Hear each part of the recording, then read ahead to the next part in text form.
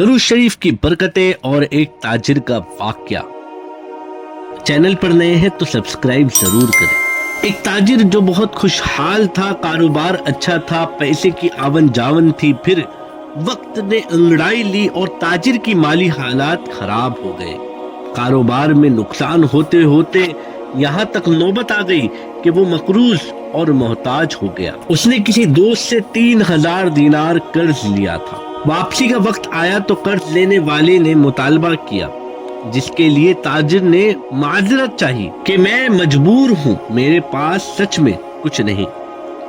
कर्ज लेने वाले ने काजी के पास मुकदमा दर्ज कर दिया। काजी ने बुलाया और 1 महीने की मोहलत दी।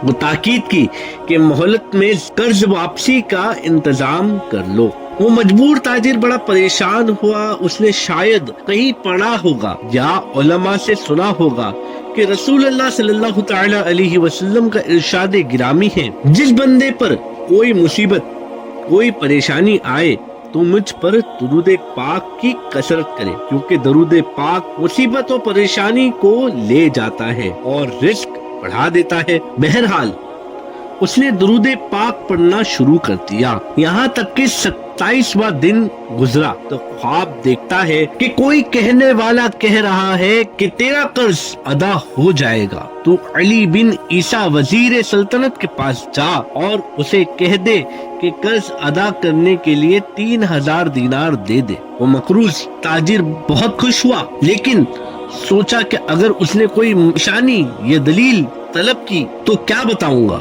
ये सोचते हुए दूसरी रात आ गई। जब सोया तो रसूलुल्लाह सल्लल्लाहु तआला अलैहि वसल्लम की जियारत नसीब हुई। हुजूर ने भी अली बिन ईसा वजीर का इशारा फरमाया और इसी तरह तीसरा दिन भी आ गया। फिर सरकार मदीना सल्लल्लाहु तआला अलैहि वसल्लम ख्वाब में तशरीफ लाए और हुक्म दिया कि अली बिन ईसा के पास जाओ और उसे ये फरमान सुनाओ।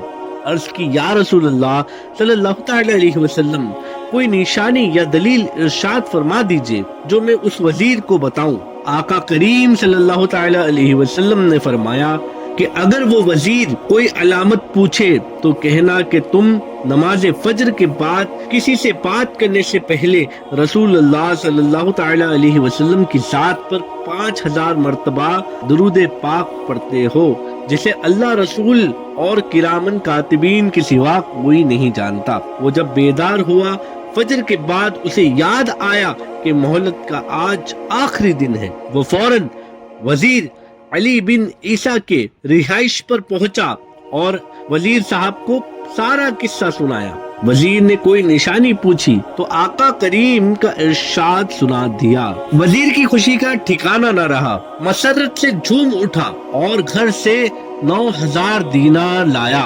उनमें से 3000 दीनार कर्ज की अदायगी के लिए पेश किया। फिर 3000 दीनार और दिए और कहा ये तेरे बाल बच्चों के खर्चे के लिए है। फिर 3000 दीनार और दिया और कहा ये तेरे कारोबार के लिए है। जब उसे रुखसत करने लगा तो कहा कि जब कोई भी जरूरत हो तो बेतकल्लुफ आए, मैं आपकी जरूरत जरूर पूरी करूंगा।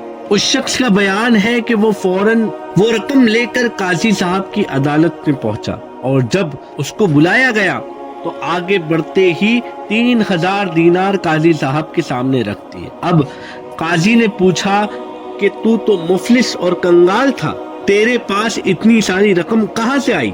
उसने सारा वाकया सुनाया। काजी साहब सारा वाकया सुनकर खामोश हो गए और उन्होंने 3000 दीनार पेश करते हुए कहा कि सारी बरकतें अली बिन ईसा वजीर साहब ने क्यों लूट ली? मैं भी उसी दर का गुलाम हूँ और लिहाजा तेरा सारा कर्ज मैं अपनी जेब से अदा करता हूँ। जब कर्ज लेने वाले ने ये सब देखा तो कहा सारी रहमतें तुम लोग ही क्यों समेट लोगे, मैं भी उसी रहमत का हकदार हूँ। ये कहकर उसने तहरीरी तौर पर लिख कर दिया कि मैं अल्लाह और उसके रसूल की रिजा के लिए इस बंदे का कर्ज मुआफ करता हूँ। ये देखकर मकरूज ताजिर ने काजी साहब से कहा आपका बहुत बहुत शुक्रिया, अब तो कर्ज ही ना रहा, आप ये रकम ले ले, अब मुझे इसकी जरूरत नहीं। काजी साहब ने कहा कि मैं اللہ اور اس کے رسول صلی اللہ علیہ وسلم کی محبت میں جو دے دیا اسے ہرگز واپس نہیں لے سکتا، لہذا یہ آپ کا ہے، آپ اسے لے جائے۔ وہ صاحب کہتے ہیں میں جو پہلے قرض میں جکڑا ہوا تھا اب وہ 12,000 دینار لے کر گھر آیا، میرا قرض بھی معاف ہو گیا، گھر کے لیے اخراجات بھی مل گئے اور کاروبار کرنے کے لیے اچھی خاصی رقم بھی مل گئی۔ یہ ساری برکتیں درود پاک پڑھنے کی وجہ سے ظاہر ہو گئی۔ ویڈیو اچھی لگی ہو تو لائک اور کمنٹ کر کے ہمیں ضرور بتائیں اور چینل کو سبسکرائب کرنا نہ بھولیں۔ شاعر فرماتے ہیں کہ غموں نے تم کو جو گھیرا ہو تو درود پڑھو، جو حاضری کی تمنا ہو تو درود پڑھو، صلی اللہ علیہ وسلم۔ جزاک اللہ خیرہ۔